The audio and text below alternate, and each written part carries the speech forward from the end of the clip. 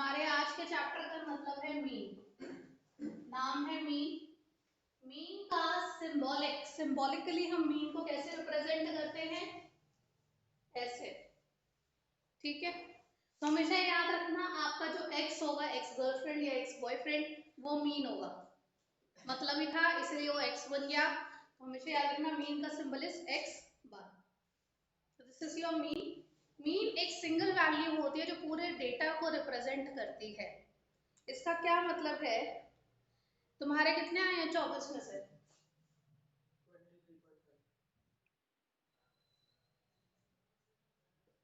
ठीक है, तुम्हारे में मान के चल लेती हूँ 18।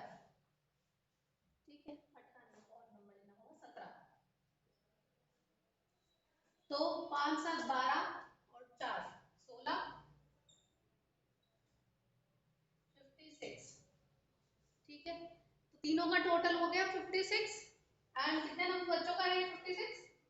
3 बच्चों का है। ठीक है, तो अगर मैं इसको डिवाइड करूं तो 3 1 3, 3 8 18.66. So 18.66 is that number which represent this number also, this number also, this number also. तो एक बीच का नंबर जो तीनों नंबरों को रिप्रेजेंट कर रहा है वो नंबर आपका मीन कहलाता है। जैसे कि एक बच्चे के 20 आए, इसको अलग तरीके से देखा जाए, एक के 20 आए, एक के 22 आए और एक के 24 आए। तो 22 इज अ नंबर, अगर मैं इसका सम लूं, इसका सम आएगा 66। ठीक है ना, और डिवाइड करूं 3 से तो आएगा 22। तो 22 इज अ नंबर जो कि बाकी सारे नंबर्स को भी रिप्रेजेंट कर रहा है। तो मीन का हमेशा जो फॉर्मूला होता है, मीन का फॉर्मूला होता है सम ऑफ ऑब्जर्वेशन अपॉन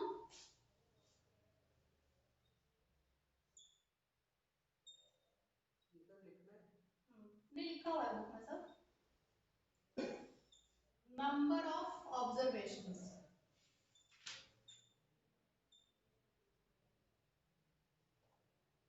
इसको हम सिंबॉलिकली लिखते हैं सिग्मा एक्स, इसको हम सिंबॉलिकली लिखते हैं एन। डोंट टेल मी, ढोल बजेंगे यहाँ। इतना समझ में आया? इतना कुछ कुछ समझ में आया? ठीक है, अब आपकी बुक में सीधा सीधा रीड करेंगे हम। ठीक है, ये जो मेन चैप्टर है, इस चैप्टर का एक्चुअली इस यूनिट का नाम है मेजर्स ऑफ सेंट्रल टेंडेंसी। दिख रहा है नाम? टेंडेंसी, टेंडेंसी है, टेंडेंसी है, टेंडेंसी।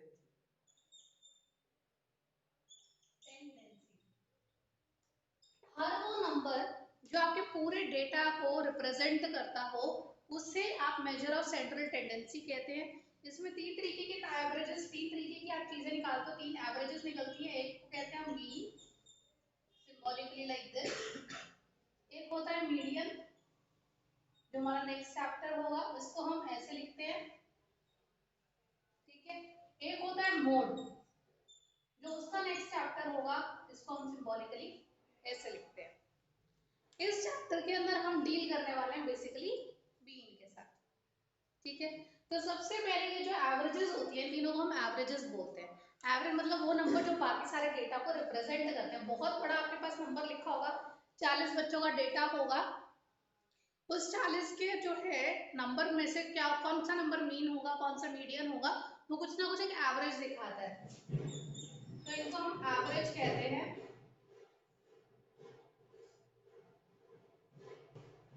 इतना समझ में आया? शोर आ रहा है समीर, एक सेकंड रुकना। सबसे पहले आप हमेशा समझना एवरेजेस होता क्या है। आपकी क्लास में 40 बच्चे हैं, ठीक है, 40 के 40 बच्चों के आप नाम नंबर याद कर सकते हो, मतलब मार्क्स याद कर सकते हो एक बारी में। आपको 40 बच्चों का डेटा यहाँ पे गिवन होगा, कुछ कुछ कुछ कुछ कितने मार्क्स है, कितने मार्क्स है, इतने मार्क्स है। तो मीन के अंदर हम ये देखते हैं कि ये जो पूरी क्लास है 40 बच्चों की, उसमें जो है एवरेज मार्क्स क्या गया। अगर सारे बच्चों के सारे नंबर जोड़ दिया जाए और सारे नंबर जितने नंबर ऑफ स्टूडेंट्स हैं 40 बच्चे, उनसे डिवाइड कर दिया जाए तो हमारा क्या नंबर आ रहा है, दैट इज योर मीन। ठीक है, फिर हम दूसरी चीज कर सकते हैं, अगर 40 बच्चों के मार्क्स एक साथ रखे जाए तो सबसे बीच में कौन सा नंबर आ रहा है, मीडियन। ठीक है, और अगर हम 40 बच्चों के मार्क्स देखें कौन सा नंबर सबसे ज्यादा रिपीट हो रहा है, दैट इज मोड। ठीक है, अगर हम देखें क्लास में ज्यादातर बच्चों के 22 नंबर आए हैं 40 में से, या 25 में से ज्यादातर बच्चों के 22 नंबर आए हैं, तो वो मोड है। ठीक है, अगर क्लास में बच्चों के मार्क्स से 15, 12, 12, 15, ठीक है, या 15, 12 और आपके 18 और 20, तो बीच में आपका 15, 18 ये नंबर पड़ रहा है, ये आपका कहलाएगा मीडियन। ठीक है, जो बीच के नंबर पड़े थे हैं वो मीडियन कहलाते हैं। दोनों एंड से हटके जो सेंटर का नंबर होगा उसे मीडियन कहते हैं। मीडियन और मोड का भी वो हमेशा होल नंबर ही होंगे। Whole number, mean whole number नहीं भी हो तो पॉइंट चलेगा। होता है वो। हाँ।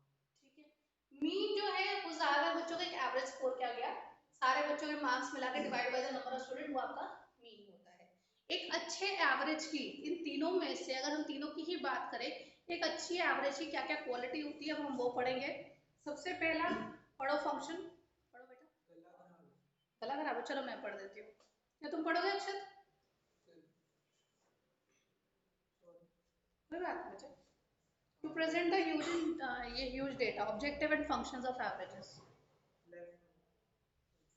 पहला To पढ़ो। present huge data in summarized form, it is very difficult to grasp large number of numerical figures. Averages summarizes such data into a single figure, which makes it easier to understand and remember. Example. नहीं, मैं बता देती हूँ। तो सबसे पहले summarise कर देता है आपके पूरे डेटा को। समराइज का मतलब है कि अगर मैं इस क्लास को रेटिंग दूं कि ये क्लास पढ़ने में कैसी है, 1 to 10 में से रेटिंग देनी है कि ये क्लास पढ़ने में कैसी है, तो मैं कह सकती हूँ अगर मुझे 10 के 10 बच्चों के नंबर याद नहीं हो रहे, 40 बच्चों के नंबर याद नहीं हो रहे, तो मैं कहूंगी इस क्लास को 1 to 10 में से 6 की एवरेज मिल जाएगी या 7 की एवरेज मिल जाएगी। तो इसका मतलब है कि ये क्लास जो है 70% पढ़ती है। मोटे मोटे यहाँ पे 70% बच्चे इंटेलिजेंट है, या 70% तक की इनको समझ में आता है, 100% इनको समझ में नहीं आता है। तो एक नंबर में इनकी पूरी कहानी घुमा दी मैंने। ठीक है, रादर देन कि मैं 40 के 40 स्कोर सामने रखूं, सामने वाले को भी समझने में दिक्कत होगी, मैं कहूंगी इस क्लास की अंडरस्टैंडिंग 70% की है। तो एक नंबर पूरे डेटा को रिप्रेजेंट कर देता है। समझ में आया? दूसरा point, To make comparison easier, averages are very helpful for making comparative studies as they reduce the amount of statistical data to a single figure. Such comparison can be made either at a point of time over a period of time. Right now इस वक्त समीर और आदित्य में कौन ज्यादा intelligent है? आदित्य, उसका score ज्यादा है, ये हो गया एट अ टाइम इस वक्त। Over a period of time की, ओवर द पीरियड हमने जितने भी टेस्ट लिए उनके एवरेजेस के हिसाब से कौन ज्यादा इंटेलिजेंट निकला है। ठीक है, तो आप कंपैरिजन कर सकते हो। तो अगर मैं कहूँ कि 70% बच्चे इंटेलिजेंट हैं ए में और 80% बच्चे इंटेलिजेंट हैं बी में, क्लास 11th बी में, तो मेरे को कंपैरिजन करनी आसान है। एक तरफ मैं लिखूं 40 बच्चे यहाँ पे स्कोर लिखूं, 40 का स्कोर यहाँ पे लिखूं, डेटा बहुत बड़ा हो जाएगा। वहीं पे अगर मैं लिख दूं 70% इंटेलिजेंट है, यहाँ पे 80% बच्चे इंटेलिजेंट है, तो मेरे लिए कंपैरिजन करना आसान हो जाता है, तो कंपैरिजन इजियर हो जाता है। Next, To help in decision making, average provides such values which become a guideline for decision makers. Most of the decisions to be taken in research or planning are based on the average value of certain variables. Decision making, अगर हम average निकाल लेते हैं कि एक बंदे को अगर कोरोना है और एक बंदा अगर हम 5 बंदों तक पहुंचा सकता है, या एक बंदे का जो खांसी करा हुआ जो मटेरियल है वो स्प्रेड कितने तक हो रहा है, 2 गज तक हो रहा है, 2 यार्ड तक, तो हम कितने गज की दूरी बनाने को बोल रहे हैं हर किसी को सोशल डिस्टेंसिंग में, 2 गज दूरी मास्क है जरूरी। तो ये हमने एवरेज निकाला, उससे हमें डिसीजन मिला कि हमें कितनी डिस्टेंसिंग करनी है, एटलीस्ट इतनी डिस्टेंसिंग करनी है। तो एवरेजेस आपको डिसीजन लेने में भी हेल्प करते हैं। आप जब डेटा सॉल्व करते हो कि कहाँ तक एक इंसान के जो है जितना भी आपका कह सकते हैं मटेरियल हो गया, या फिर उनकी जो है सांस वगैरह कहाँ तक फैल सकती है, कितने दायरे तक एक बारी में जाती है, उस हिसाब से हम डिसीजंस लेते हैं। या फिर अगर हम ये देखें कि हमारे को जो है इकोनॉमी में लोग कितना पैसा भी इन्वेस्ट करेंगे, कोरोना के टाइम पे क्या लोग ज्यादा पैसा निकालेंगे या कम पैसा निकालेंगे, कितने परसेंट तक कम खर्चा करेंगे या ज्यादा खर्चा करेंगे, उस हिसाब से हम डिसीजन लेते हैं, ऑफर्स उस हिसाब से निकालेंगे। तो डिसीजंस लेने में भी आपको हेल्प करती है averages. Next. To know about universe for sample averages also help in obtaining an idea of a complete universe by means of sample data. The average of a sample presents a clear picture of the average of the population. ठीक है, तो जब हम ये averages निकालते हैं उसमें हमें मोटा मोटा आइडिया लगता है कि क्लास कैसे जा रही है। तो अगर मैंने बोला कि क्लास में बच्चे 70% इंटेलिजेंट है, तो मेरे को एक आइडिया लग जाता है कि अगर मैं इतना समझाऊंगी तो ज्यादातर बच्चे इतना ग्रास्प करेंगे, या मैं इतना समझाऊंगा तो बच्चे इतना ग्रास्प करेंगे। 70% मुझे ये एक आइडिया देता है कि अगर मैं इतना समझा रही हूँ तो 30% हो सकता है वेस्ट हो जाए, 70% तो समझ में आ ही जाएगा। तो आपको जो है पूरे करेक्टरिस्टिक पता चल जाते हैं। या फिर मैं बोलूँ कि 40 क्लास के बच्चों में, 40 बच्चों की क्लास है, उसमें से 30 बच्चे जो हैं वो थर्ड पीरियड में उनको भूख लग जाती है। ठीक है, थर्ड पीरियड में हंग्री हो जाते हैं वो, तो ज्यादातर बच्चे ब्रेकफास्ट करके नहीं आते। ठीक है, तो आपको एक मोटा मोटा करेक्टरिस्टिक मिल जाता है। ठीक है, या फिर अगर मैं बात करूं कि अगर 40 बच्चे हैं उसमें से ज्यादातर बच्चों को दांतों का प्रॉब्लम है या चश्मा चढ़ा हुआ है। ठीक है, तो अगर मैं बोलूँ कि 20 स्टूडेंट को, 25 स्टूडेंट को चश्मे है ना अक्षर,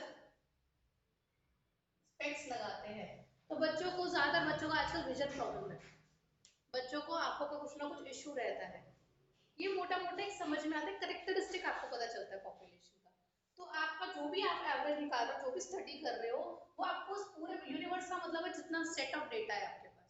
यूनिवर्स का मतलब ये नहीं कि पूरे ब्रह्मांड का पता चलता है, जिसके ऊपर आपको स्टडी करनी है। जैसे 40 क्लास के बच्चों की पॉपुलेशन है, 40 क्लास की, उसे यूनिवर्स कहेंगे उस वक्त। जितने डेटा पे आपको रिसर्च करनी है, अगर मैं 100 करोड़ की आबादी पर रिसर्च करी तो वो यूनिवर्स बन गया। अगर मैं सिर्फ हरिनगर की स्टडी करी तो हरिनगर यूनिवर्स बन गया। समझ में आया, यूनिवर्स वो होता है। या कुछ हुआ तो नहीं, नॉर्मल चल रही है ना स्क्रीन। समीर हो, ठीक है, next point. To trace precise relationship, average become essential and it is desired to establish relationship between different group in quantitative terms. ठीक है, Example given. पढ़ो। In the value and irrelevant to say that income of an average American is more than that of an average Indian. It is only a general observation. It is relatively more precise when respective income are expressed in terms of averages. अगर मैं कहूँ humanities में लड़कियां better score करती हैं लड़कों से, आप बोलोगे क्या बकवास कर रहे हो, हम भी तो अच्छा पढ़ रहे हैं। या इकोनॉमिक्स जो है वो लड़के ज्यादा बेटर करते हैं क्योंकि उसमें नंबर्स होते हैं एज कम्पेयर टू गर्ल्स, लड़कियां ऑफेंडेड हो जाएंगी कि आप तो गलत बोल रहे हो, क्या हम नहीं पढ़ सकती हैं इकोनॉमिक्स, क्या बकवास कर रहे हो आप। और वहीं पे मैं अगर डेटा इकट्ठा करूं कि क्लास 11 का हमने टेस्ट किया, बॉयज में अगर 20 बॉयज थे, 20 में से 13 बॉयज ने आपका 20 में से या 80% स्कोर करा। ठीक है, वहीं पे गर्ल्स में अगर 20 लड़कियों की बात करें तो 10 लड़कियों ने 80% से ज्यादा स्कोर करा। तो मेरी बात ज्यादा वैलिडेटिंग लगेगी, या फिर अगर मैं ऐसे ही बोलती चली जाऊँ कि लड़कियां जो है वो ज्यादा अच्छी नहीं है इकोनॉमिक्स में एज कम्पेयर टू बॉयज, तो वो बात ज्यादा सही लगेगी। कौन सी बात ज्यादा, Data के साथ डेटा के साथ जब आप बात को रिप्रेजेंट करते हो तो वो आपकी ज्यादा बेटर होती है। जैसे कि अगर मैं बोलूं कि हिंदुस्तान में केवल आपका जो है 4.5, मैं बोलूँ सेटिंग भी होती है उससे फोन नहीं आता। अगर मैं कहूँ कि पूरे हिंदुस्तान में केवल 4% लोग टैक्स भरते हैं, ठीक है, तो ये बात ज्यादा वैलिडेटिंग लगेगी या आप ज्यादा लोग टैक्स नहीं भरते तो ये बात ज्यादा वैलिडेटिंग लगेगी, कौन सी बात ज्यादा वैलिडेटिंग लगेगी, डेटा वाली। तो डेटा जो है आपके आपके जो भी आप बता रहे हो, जो भी आप स्टेटमेंट दे रहे हो उसको वैलिडेट करता है, प्लस रिलेशनशिप क्रिएट करने में हेल्प करता है, कंपैरिजन करने में हेल्प करता है। ठीक है, आगे। Base for computing other measures, averages offer a base for computing various other measures like dispersion, evenness, kurtosis that help in many other phases of statistical analysis. अभी हम मीन और मीडियन निकाल रहे हैं। आपके पहले 3 चैप्टर है मीन मीडियन मोड जो भी आप पढ़ोगे। उसके बाद आपके चैप्टर आएंगे डिस्पर्जन और कोरिलेशन।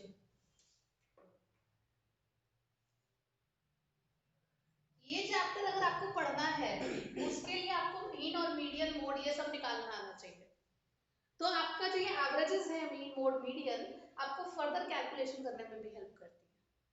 ठीक है, तो अभी हम क्या करेंगे, पहले तो हम सिंपल मीन मोड मीडियन निकालना सीखेंगे, बट जैसे ही हम उसके नेक्स्ट चैप्टर में जाएंगे डिस्पर्जन कोरिलेशन के चैप्टर में मूव करेंगे, हम मीन मोड मीडियन का एक्सटेंडेड वर्जन देखेंगे। वहां हम देखेंगे कि मीन मोड मीडियन किस तरह से आपको और डेटा निकालने में हेल्प करते हैं। समझ में आया? तो ये जो है और फर्दर मैथमेटिक्स कैलकुलेशन में काम आते हैं। नेक्स्ट ऑब्जेक्टिव फंक्शन का ये डाटा से बनाओ। क्या? ये जो कैसे बनाओ नहीं नहीं नहीं, ये तो वही है, दोबारा ये तो है। इतना समझ में आया? यहाँ से आपका ऑब्जेक्टिव ज्यादा नहीं पूछेंगे। ये जो हमने टॉपिक करा है इसको रीड करके जाना, बाय हार्ट बहुत ज्यादा लर्न करने में एफर्ट मत डालना। इसके मोटे मोटे जो बाहर के पॉइंटर है ब्लू कलर में वो याद करने हैं आपको, बहुत ज्यादा अंदर नहीं घुसना है। Then requisites of a measure of central tendency, कि एक अच्छा एवरेज होने के क्या क्या गुण होने चाहिए, अब हम वो पढ़ेंगे। समीर, बुक है तुम्हारे पास? ये बुक कहाँ गई?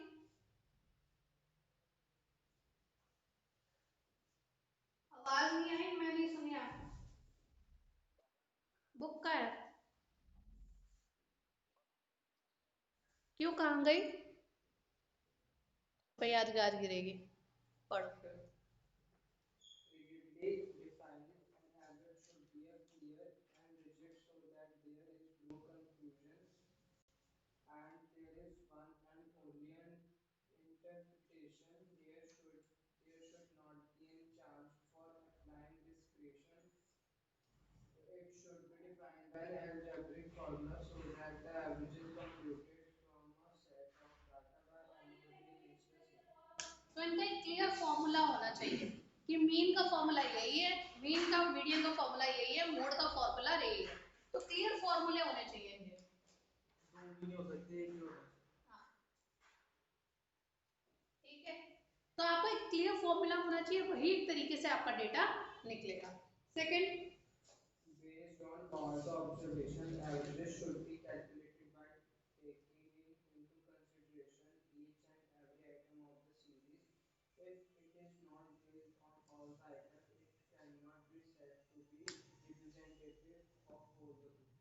जब मैंने कहा कि मुझे जो है सम ऑफ ऑब्जर्वेशन लेना है मीन निकालने के लिए, तो 40 के 40 बच्चों के जितने भी मार्क्स आए उन सबको प्लस करूंगी और divide by the number of student करूंगी। तो ऐसा करने में क्या एक एक बच्चे के मार्क्स काउंट हुए कि नहीं हुए? हुए। अगर मैं कह रही हूँ 40 बच्चों का मेरे को मीन निकालना है, 40 बच्चों के मार्क्स का मीन निकालना है, तो मैं 40 के 40 बच्चों का पहले तो जो जितने भी मार्क्स आए उनको प्लस करूंगी और divide by number of students करूंगी। तो क्या सारा डेटा उसके अंदर कवर हुआ? अब मतलब कि सारा डेटा मतलब कि सारे नंबर सब बच्चों के नंबर ऐड हुए कि नहीं हुए, या किसी बच्चे का छोड़ दिया मैंने? सब बच्चों के नंबर ऐड हुए, तो it is based on all the observation. वहीं पे जब आप मीडियन करते हो ना, तो आप ना इस कोने को देखते हो ना इस कोने को देखते हो, सिर्फ बीच वाले को देखते हो, तो वो सारे ऑब्जर्वेशन पे बेस नहीं होता, वो सिर्फ सेंटर वाले पे बेस होता है। समझ में आया क्या वो बच्चा? समझो तो 4 है तो 23.5 कैसे? मेरा मन था आधा काटने का, दिल नहीं मान रहा था, बनिया हूं मैं, आधा नंबर काट लिया मैंने। मैं सोच रहा आधा कट्ठा खाया, मिल ही नहीं रहा। मैंने काट लिया लास्ट में, मैंने कहा चलो क्लीनलीनेस नहीं है, उसी के आधे नंबर हटा देती।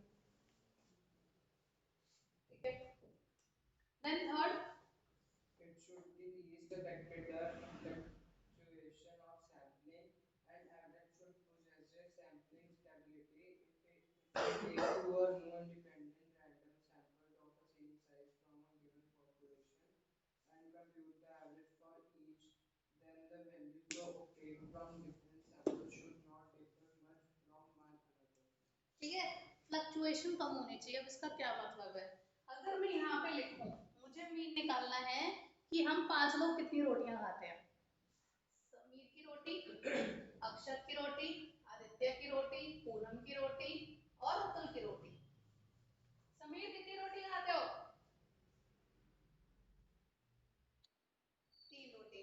अक्षर तीन चार। चार। हाँ। आदित्य कितनी रोटी? दो। दो।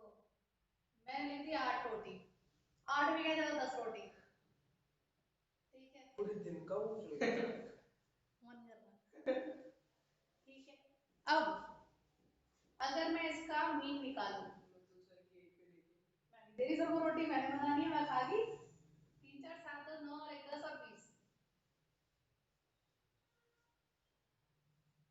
हर बच्चे की एवरेज में जा रही है 4 रोटी। पर क्या ये सही है? क्या मेरे इस 10 की वजह से पूरा डेटा में फर्क आया कि नहीं आया? आया। तो फ्लक्चुएशन क्रिएट कर दी मेरे एक नंबर ने पूरे सैंपल में। तो मेरा जो मीन है वो एक नंबर की वजह से पूरा हिल गया। वहीं पे अगर मैं 10 रोटी की जगह अपनी एक रोटी कर देती, ठीक है, और सर की कर देती 2 रोटी, ठीक है, तो मेरा नया नंबर क्या होता? 11/5 पर पर्सन जो है 2 पॉइंट कितनी आती? 2.5, 2.5 आती। तो एक नंबर की वजह से पूरा एवरेज मिल गया। तो आपका जो मीन है कहीं ना कहीं फ्लक्चुएट होता है सैंपल के नंबर्स की वजह से। ये एक मीन की कमी है। ये तो फिर तो ये कभी सॉल्व हो ही नहीं सकता मीन की प्रॉब्लम रहेगी क्योंकि इस डाटा में भी फिर वो फ्लक्चुएट हो रहा है। फिर जब मीडियन की बात आती है, मीडियन फ्लक्चुएट नहीं होता। मीडियन में अगर मैं ये बात करूं, मीडियन में अगर मैं ये बात करूं, अगर मैं इसको सीरियल वाइज लगाऊं तो 2 2 3 4 10 होता है ना। अब यहाँ पे कोई भी नंबर लिखा हो मेरे 5वें नंबर पे, मुझे तो सेंटर के नंबर पे जाना है। मीडियन कहता है आपको सेंटर का नंबर उठाना है बस। असेंडिंग ऑर्डर में हाँ, पहले वो करके असेंडिंग या डिसेंडिंग में लगाओ और सेंटर का नंबर उठा लो। तो मेरे को कोई फर्क नहीं पड़ता यहाँ पे कुछ भी नंबर होता है। ठीक है। तो ये भी आपके एवरेजेस की खासियत होती है कि कोई एवरेज जो है आपकी बड़ी जल्दी फ्लक्चुएट हो जाती है और कोई एवरेज आपकी फ्लक्चुएट नहीं होती। तो ये भी एवरेजेस की अलग अलग आपकी आइडेंटिटीज है। Next, capable of algebraic statement, average should be capable of further mathematical and statistical analysis to expand its utility. For example, छोड़ दो। आपके जो मीन मोड मीडियन है वो फर्दर कैलकुलेशन के लायक होने चाहिए। तो मैंने पहले भी बोला था कि मीन मोड मीडियन जो हम निकालेंगे वो आगे कोरिलेशन और डिस्पर्जन के चैप्टर्स में हम यूज करेंगे। तो ये आप इसको फर्दर कैलकुलेशंस में यूज कर सकते हो। तो इट्स अ गुड एवरेज। आगे, easy to understand and calculate. तो इजी टू कैलकुलेट होना चाहिए, आपको एक डिफाइंड फॉर्मूला होना चाहिए जिससे आप कैलकुलेट कर सको, और एक्सट्रीम वैल्यूज का इफेक्ट नहीं आना चाहिए, जो मैंने आपको इसी पॉइंट के अंदर भी बताया था। अब हम आते हैं मीन पे। ठीक है, सबसे पहले मैं आपको इंडिविजुअल सीरीज, डिस्क्रीट सीरीज और कॉन्टिन्यूस सीरीज का डिफरेंस समझाने वाली हूँ। ठीक है, मीडियन में जनरली 3 तरीके से आप अपने डेटा को प्रेजेंट कर सकते हो। 10 बच्चों के नाम बताओ। या रुको, मैं एक डेटा लिख के देती हूँ तुम्हारे एबीसी लिख लो। एबीसी 20 बच्चों का डेटा बताओ। 1 2 3 4 5 6 7 8 9 10 सीरियल नंबर। ठीक है, 11 12 13 14 15 16 17 18 19 20। ये मैं इंडिविजुअल सीरीज के अंदर लिख रही हूँ। मुझे मार्क्स बताओ। ये रोल नंबर है एक तरह से, रोल नंबर। ठीक है, रोल नंबर 1 के मार्क्स मन से बताओ 20 में से कितने दूं? 11 जल्दी जल्दी बताते चले जाओ। 14 15 रिपीटेड भी कुछ नंबर हो सकते हैं, ये सबके सीरियल वाइज चलेंगे। 7 6 14 पर बोला ना 7 6 5 14 2 तो अलग अलग नंबर भी सेम रिपीट भी हो सकते हैं। 1 1 0 0 फिर 13 14 यार मुझे रिपीट, अब मुझे रिपीट नंबर चाहिए इनमें से। 14 रिपीट हो रहा है ना। ठीक है, 11 17 12 ये रिपीट नहीं हो रहा ना, 7 कर रही हूँ इसको मैं। 6 13 0 14 14 से 1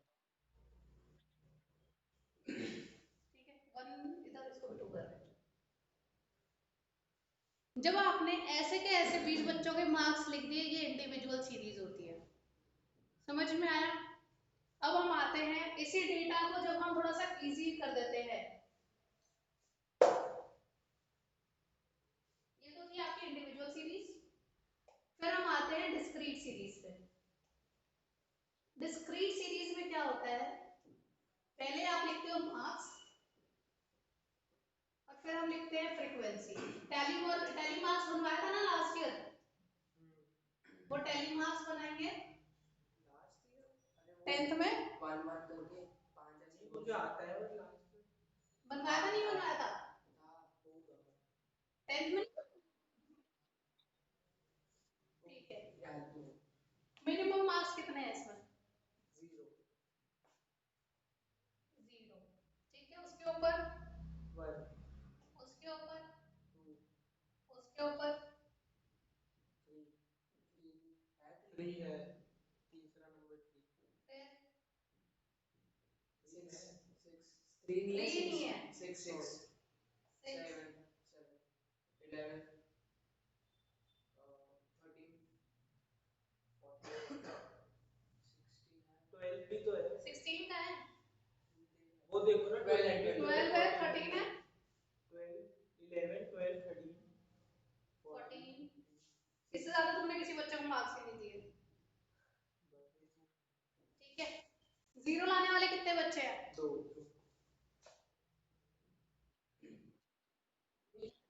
आपने 1 ना, 1 हटा दिया था, ये रोल नंबर है, रोल नंबर को मार्क्स मत काउंट कर लेना। तू कंफ्यूज हो गया। नहीं नहीं, मार्क्स मार्क्स वो मार्क्स 0 1 2 3 6 7 जो भी लिखे हैं मार्क्स। अरे तो टैली मार्क्स बनाने के लिए लिखे हैं ना भाई। अच्छा, फिर 1 नहीं लिखोगे? नहीं, मार्क्स क्या, कितने कितने मार्क्स आए? ये रोल नंबर हटा दो, नहीं देख रहा मैं। अरे वो अलग चीज है, वो अभी बनाना है, वो अलग चीज, वो क्वेश्चन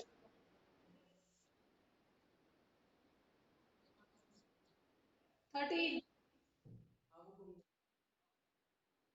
अच्छा, ठीक है, तो 0 लाने वाले 2 बच्चे हैं, 1 लाने वाले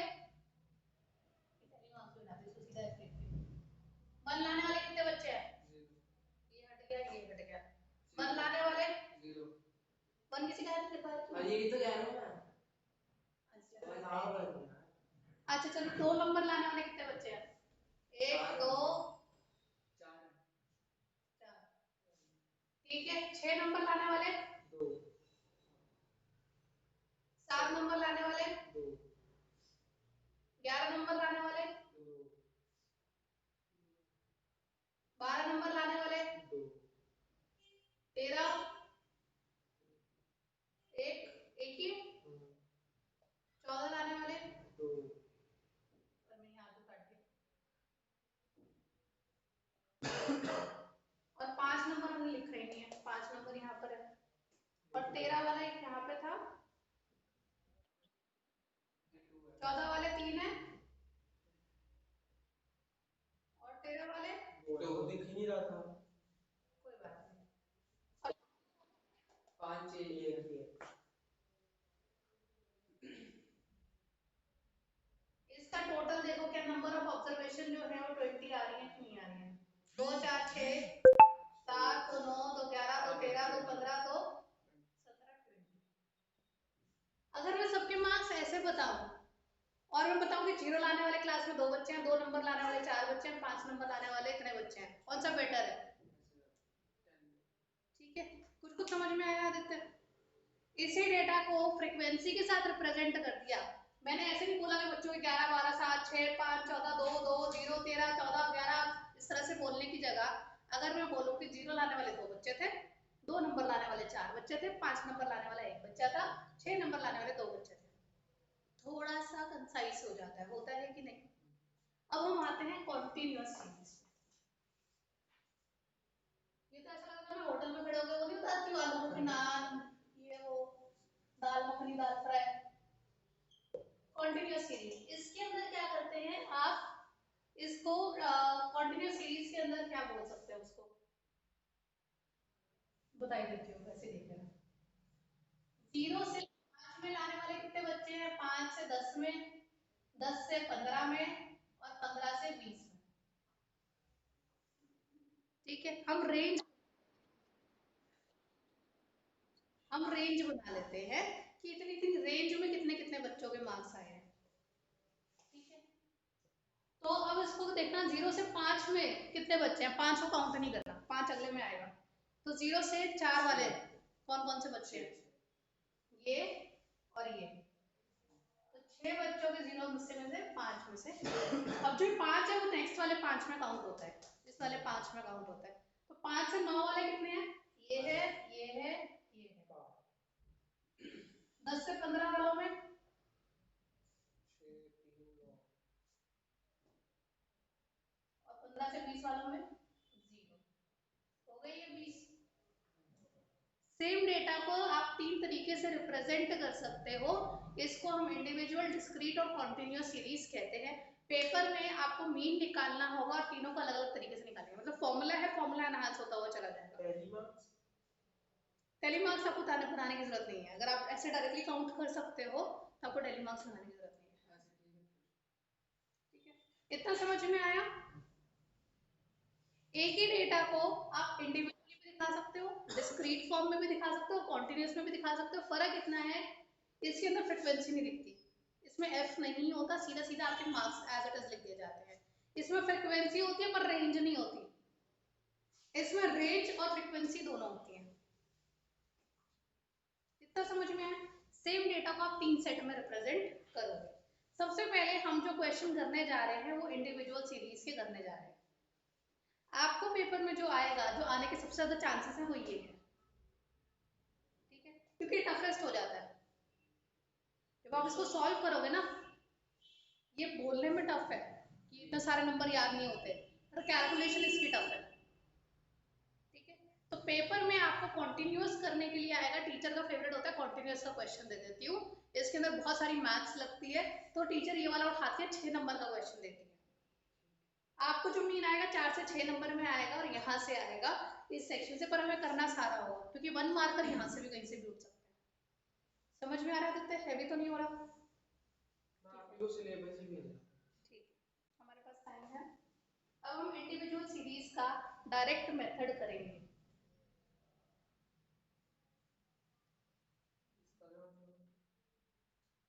तीन फॉर्मूले लगाए हैं मीन निकालने के, एक ही फॉर्मूले पर एनहांस कर करके इन्होंने 3 तरीके निकाल दिए। सबसे पहले इंडिविजुअल सीरीज, सीरीज आ जाएगी हमारी।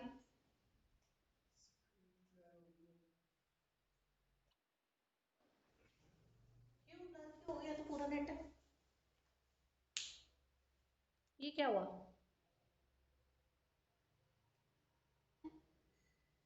सही में,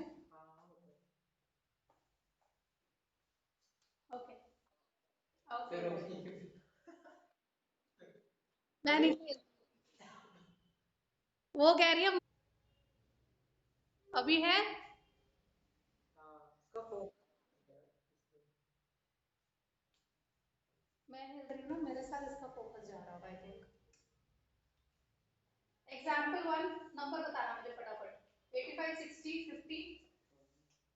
85 60 50। मैम आप जैसे कैमरे के आगे आ लो ना तो ये हो रहा है, अब फिर हो चुका है, इसलिए बोल रहा हूँ। हाथ साफ आ रहा है, हाथ साफ आ रहा है आपका।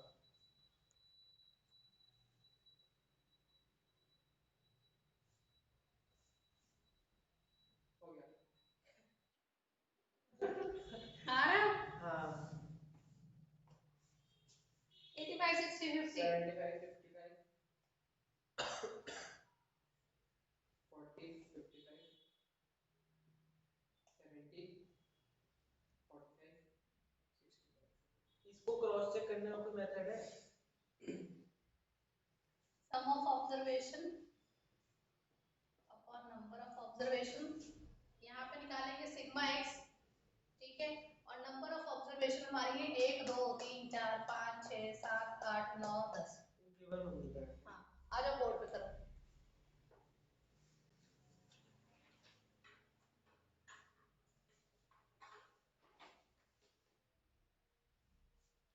प्लस करो। यस।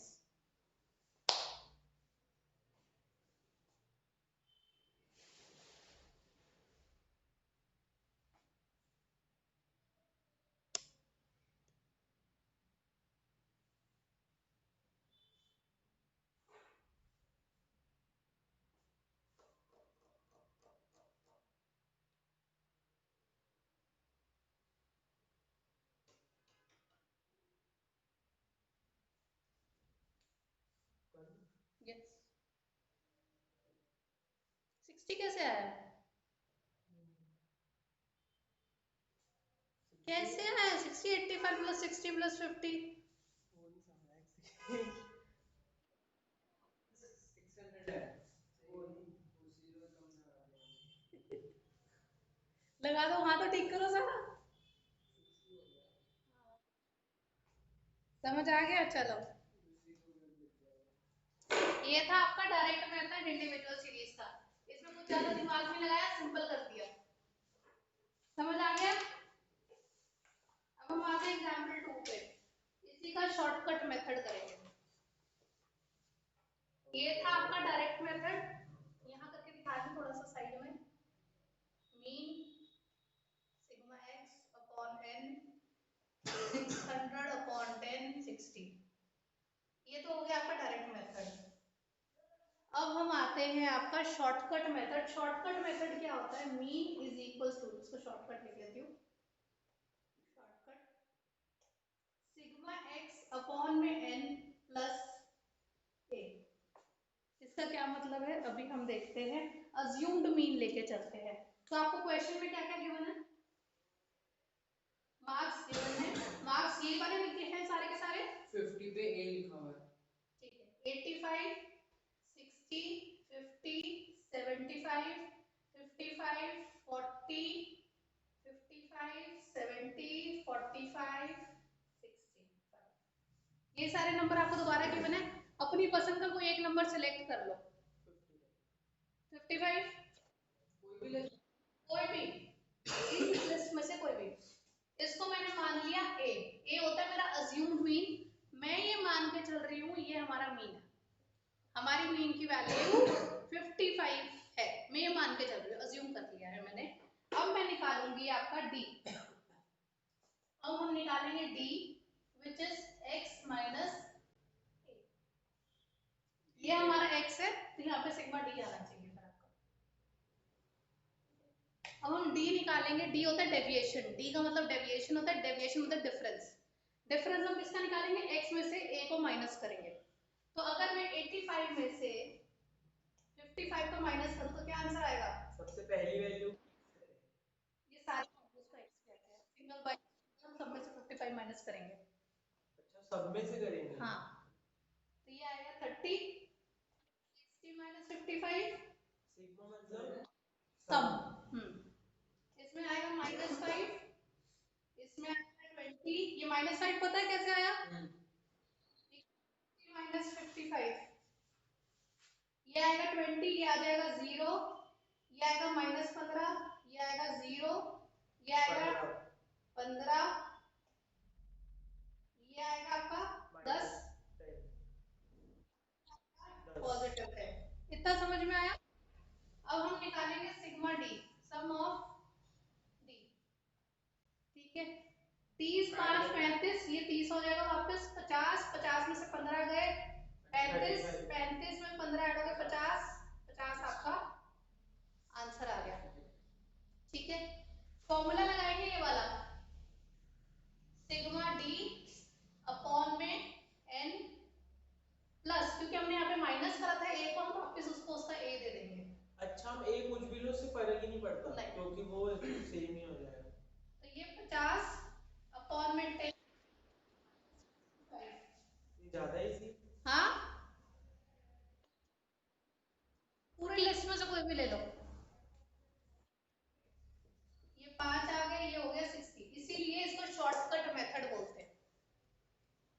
इतना समझ में आया? इसी का भाई है ये। अब हम आते हैं स्टेप डेविएशन। ये इसी का थर्ड वर्जन है। हमें क्वेश्चन में बोल सकते हैं कि इसे शॉर्टकट मेथड से हाँ, शॉर्टकट मेथड से निकालो, स्टेप डेविएशन से निकालो। तो आपको जो कॉन्टिन्यूस मैंने बताया था ना सीरीज, वो स्टेप डेविएशन मेथड से टीचर देती है निकालने के लिए। इस कॉन्टिन्यूस सीरीज को अभी स्टेप आपने दो ही डेविएशन, पढ़ा है ना, दो, डायरेक्ट और और अब शॉर्ट। मैं तीसरा करा रही हूँ, स्टेप स्टेप डेविएशन करवा रही हूँ। अब हमारा तीसरा है स्टेप डेविएशन मेथड।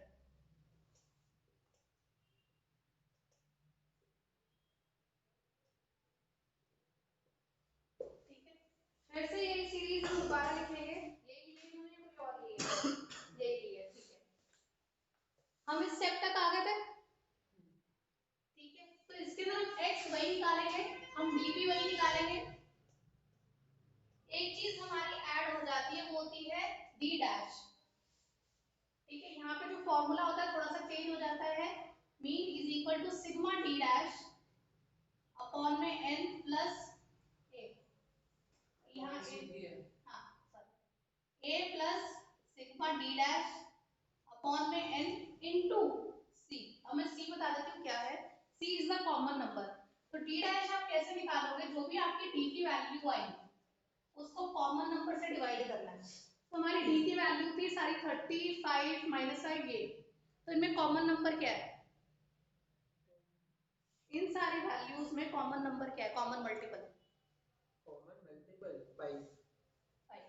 तो आपकी ये सारी d की वैल्यूज थी 5 माइनस 5 20, 0 माइनस 15 0, 15 माइनस 10 10। अब हमारा c हमने मान लिया है 5, तो हम d से 5 को माइनस करेंगे, मतलब कि 30 डिवाइड बाय 5, क्या आंसर आएगा 6। 5 divide by 5 1, minus 5 by 5 minus 1, 20 divide by 5 4, 0 divide by 5 minus 15 divide by 5 ये समझ में आ रहा है क्या कर रही हूँ? 0/5 कैसे आ गया? मैंने गलत करा, जोश में आ रही हूँ। अब हम लेंगे sigma D dash. Sigma D dash हमारा आएगा 6 1 7 6 10, 10 में से 3 गए 7, 7 में 3 10, 10 आंसर आ गया। ठीक है, तो इसको कैसे लिखते हैं, इसको ऐसे मान के चलना, पहले ब्रैकेट सॉल्व करना फिर मल्टीप्लाई करना। ठीक है, तो सबसे पहले मैं ये फॉर्मूला दोबारा लिख रही हूँ, ब्रैकेट में है a plus sigma D dash upon में n, जो भी आंसर आएगा मल्टीप्लाई बाय c। ठीक है, कॉमन नंबर जो हमने डिवाइड किया था 10 क्यों नहीं हुआ कॉमन? क्योंकि 5 के 15 भी है मल्टीपल ना, था ना, ये 5 के मल्टीपल थे ये। 5 और 15 है। तो a जो हमने अज्यूम किया था वो था 55, याद है, अज्यूम 55। d की वैल्यू हमारी आई 10, d डैश की, n हमारा 10 है, इनटू करेंगे हम c से, c की वैल्यू लिया हमने 5। ठीक है, 10 से 10 कट गया, ये तो मैं कुछ गड़बड़ कर रही हूँ। सही तो है, नहीं, 55 प्लस 5 अपॉन फिर मैं यहाँ इसको ऐसे लेना था, मैंने यहाँ गलत ले लिया, ब्रैकेट्स गलत लगा दिए मैंने, ये होगा पहले।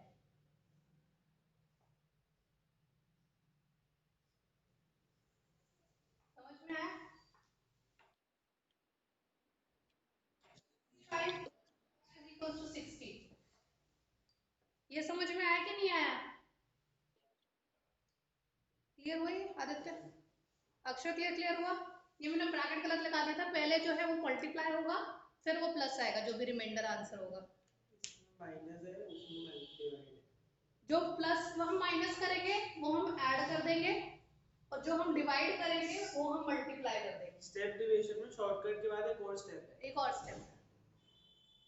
ठीक है, डेविएशन लेने के बाद हमें एक स्टेप और लेना है, वो है कॉमन मल्टीपल निकाल के डिवाइड करना। इतना क्लियर हुआ?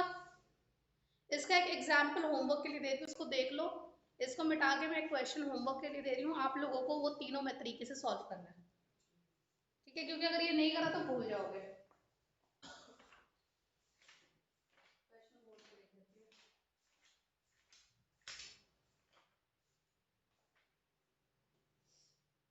इस सब की प्रैक्टिस करनी रहती है वरना भूल जाएंगे। जिसका टेस्ट लिया था, ये जो टेबल बनाना है, हाँ। इसकी प्रैक्टिस करते रहे वरना भूल जाएंगे। नहीं, एक बार कर ली ना, अब पेपर के टाइम पे अपनी एक बार जरूर उठा लेना। मतलब भूल तो नहीं जाएंगे ना, थोड़ा सा इधर उधर हो सकता है, पर एक बार देखने से आ जाए। एक बार देखने से आया।